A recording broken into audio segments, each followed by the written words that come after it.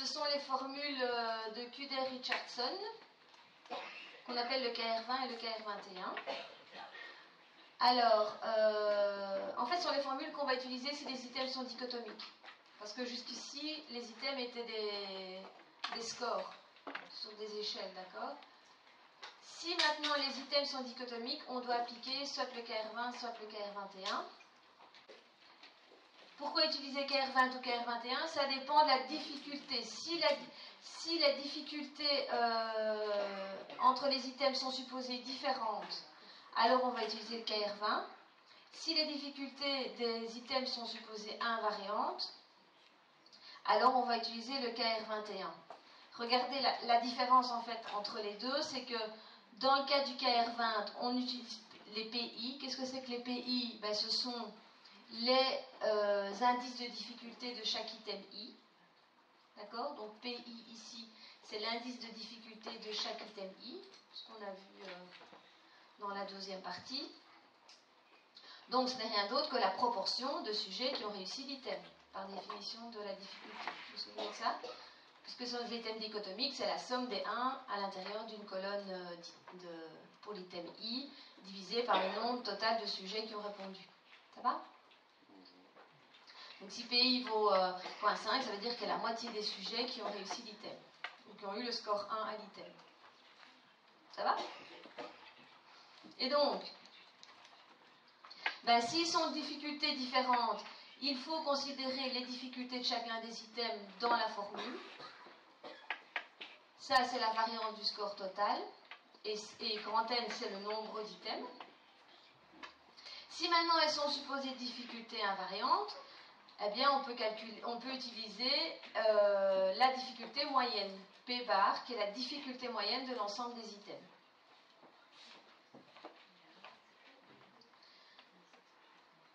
Juste une remarque, c'est que le KR20 est toujours supérieur au KR21 et on aura l'égalité entre les deux si tous les items sont de difficulté égale. Ben oui, puisqu'en fait, ce qu'on va évaluer ici n'est rien d'autre que la moyenne qui est là. À partir du moment où ils sont tous identiques, la moyenne de difficulté identique, c'est la valeur elle-même. Donc, on fait facilement le lien. Alors, un exemple, voilà donc 14 sujets qui ont répondu à 8 items, et donc on a codé la réussite, enfin, sur les dichotomiques, d'accord, 1 ou 0.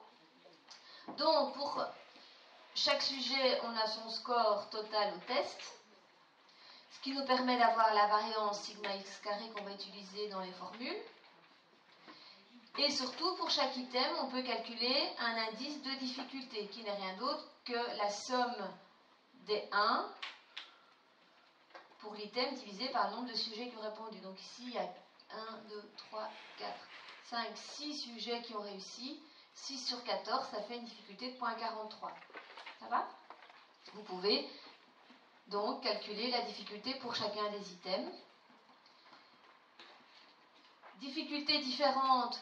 Si vous considérez qu'ils étaient de difficultés différentes, vous utilisez le KR20.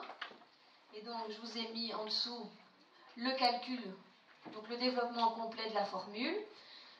Donc, on avait 8 items, d'accord? Donc, grand N vaut 8. 8.107, c'est la variance du test global. Ok? Après, il faut faire moins la somme d'un truc ici.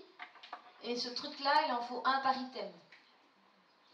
Donc, moins, j'ouvre une grande parenthèse, et puis je fais des sommes de trucs. Les trucs, c'est quoi? C'est la difficulté de l'item multipliée par 1 moins cette difficulté. Donc, 0.43 multiplié par 1 moins 0.43, ça fait bien 0.57. Ça va? Plus la difficulté de l'item suivant, 0.29 multiplié par 1 moins 0.29, ça fait bien 0.71. Ok?